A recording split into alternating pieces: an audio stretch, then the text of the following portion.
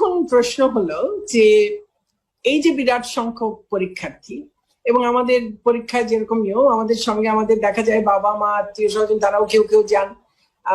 14 লক্ষ পরীক্ষার্থী, তার সঙ্গে যদি অভিভাবক দু একজন যান, আর সেটা দিয়ে সংখ্যা অনেক বাড়ছে। তারপরে লক্ষাধিক যারা প্রত্যবেক্ষক আছেন শিক্ষকরা, তারা, তার সঙ্গে আছেন আইন শৃঙ্খলা রক্ষাকারী বাহিনীর সদস্যরা, এই সব মিলিয়ে একটা বিরাট 25-30 লাখ লোকের একটা সম্পৃক্ততা, এবং যাদের অধিকাংশই হয়তো গণপরিবহন ব্যবহার করবেন। তো সেই জন্যই স্বাস্থ্য ঝুঁকিটার ব্যাপার আমাদের সবসময় মাথায় আছে, যে কারণে আমরা এখন পর্যন্ত এটি নিতে পারিনি। আগামী দিনে অনেক কথা আসছে। মাননীয় প্রধানমন্ত্রী নিজে বলেছেন যে একটা এই শীতের সময় এটির প্রকোপ বাড়বার একটি সম্ভাবনা রয়েছে। বিভিন্ন দেশও তাই বলছে, বিভিন্ন বিশেষজ্ঞরা বলছেন যে এটির প্রকোপ বাড়তে পারে। তার সঙ্গে আরো যেটি বলছেন যে আমাদের একটা দ্বিতীয় ঢেউয়ের কথা বলছেন, সেকেন্ড ওয়েভ একটা আসতে পারে, এরকম নানান কিছু আছে। এর মধ্যে আমরা কি করব? আমাদেরকে ইন্ডিপেন্ডেন্টের পিন্টু যেমন বলেছেন যে তার সঙ্গে কেউ কেউ কোনো পরীক্ষার্থী গ্রুপ তারা বলেছে যে তারা পরীক্ষা ছাড়াই মূল্যায়ন চায়। কারো কারো এরকম আমাদের কাছেও অনেকে ইমেল করেছেন, অনুরোধ পাঠিয়েছেন যে কি হবে, আমরা পরীক্ষা দিতে চাই না, আমাদের এমনি আগের পরীক্ষার রেজাল্ট দিয়ে মূল্যায়ন করা হোক।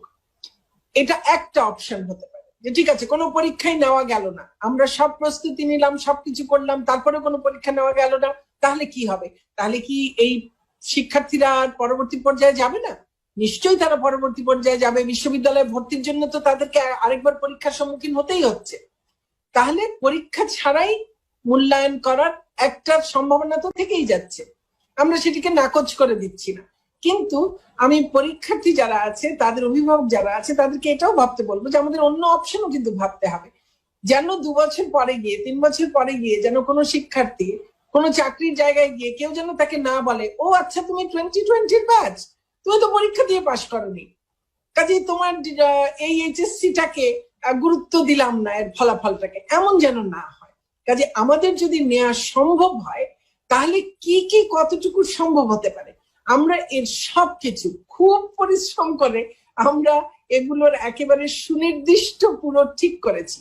আমরা এই আজকে হলো বুধবার, আগামীকাল বৃহস্পতিবার, আমি আশা করছি আগামী সপ্তাহের সোম মঙ্গলবারের মধ্যে আমরা এই বিষয়টি সুনির্দিষ্টভাবে আমাদের পরিপূর্ণ পরিকল্পনা একেবারে তারিখ সহ আমরা আপনাদের সামনে ঘোষণা করতে পারবো। কাজে এই মুহূর্তে বলছি শুধু আমাদের সমস্ত রেঞ্জ অফ পসিবিলিটিস, একেবারে আমরা পরীক্ষা নিলে কতটুকু পরীক্ষা আমরা নেব, সেই পরীক্ষাটা কি পদ্ধতিতে হবে। আমি পরীক্ষার্থীদের বলতে চাই যে আমরাও একসময় পরীক্ষার্থী ছিলাম, আমাদেরও সন্তান সন্ততি আছে। আমরা কিন্তু কোনোভাবেই চাই না যে আমাদের পরীক্ষার্থীরা যারা দীর্ঘদিন প্রায় 6 মাস যারা পড়াশোনার থেকে অনেকেই হয়তো একটু দূরে সরে গেছেন, অনেকেই তেমন ভাবে আর নিয়মিত ভাবে পড়াশোনা করতে পারছেন না, এটা খুব স্বাভাবিক। 6 মাস ধরে তো একটা পরীক্ষার জন্য পরীক্ষা কবে হবে করে এই প্রস্তুতি নিয়ে রাখা যায় না, ধৈর্য ধরে রাখা যায় না। কাজেই আমি বারবার বলেছি অন্তত 15 দিন সময় দেব। আমার মনে হয় যে আমরা অন্তত 4 সপ্তাহ সময় দেব ইনশাল্লাহ। হ্যাঁ, পরীক্ষার আগে, পরীক্ষা শুরু করার আগে অন্তত পক্ষে 4 সপ্তাহ সময় দেব, এবং আমরা চেষ্টা করব দ্রুততম সময়ের মধ্যে মিনিমাম কতগুলো সাবজেক্ট নিয়ে এবং মিনিমাম কত নম্বরের পরীক্ষা নিয়ে আমরা এই পরীক্ষা কাজটি সম্পন্ন করতে পারি। এবং সেক্ষেত্রে আমাদের হয়তো কিছু কিছু বিষয়ের বেলায় আমাদের হয়তো বা আমরা আপনাদের জেএসসি, এসএসসি সেগুলোর নম্বরকেও আমরা মূল্যায়নের মধ্যে নিয়ে আসতে পারি।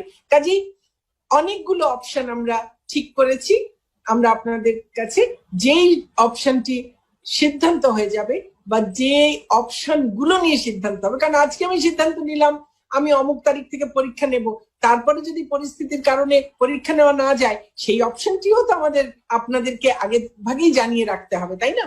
কিংবা আমি পরীক্ষা নিতে যাচ্ছি, সেই সময় আমার যেই পরীক্ষার্থীটি কোভিডে আক্রান্ত বা যার বাড়িতে কোভিডে আক্রান্ত কেউ আছে, সেই পরীক্ষার্থীর কি হবে? নিশ্চয়ই তাকে আমরা চাই না সে পরীক্ষা কেন্দ্রে আসুক। তাহলে তার জন্য তো আমার একটা বিকল্প ব্যবস্থা করে রাখতে হবে।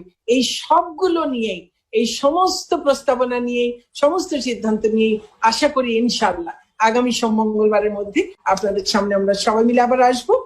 আর এটুকু আবারও বলবো, আমাদের পরীক্ষার্থী কোনোভাবে যেন ক্ষতিগ্রস্ত না হয়। তারা দীর্ঘদিন পড়ার সঙ্গে একেবারে পরীক্ষা নেবার 16 আনা প্রস্তুতি নেওয়া সে অবস্থাটায় তারা নেই। সেই জন্য তাদেরকে অন্তত 4 সপ্তাহ সেটার সুযোগ দেয়া, তারপরে পরীক্ষায় যেন তারা যেন সুবিধাজনক উপায়ে সুন্দরভাবে যেন পরীক্ষাটা দিতে পারে দুশ্চিন্তা ছাড়া, সেটার জন্য আমরা ব্যবস্থা করব। আর অপশন রাখবো যারা কোনো কারণে পরীক্ষাটা দিতে পারবেন না তাদের কিভাবে মূল্যায়নটা হবে। এই সবগুলো বিষয় নিয়ে ইনশাআল্লাহ আগামী মঙ্গলবার আপনাদের সামনে আসবো।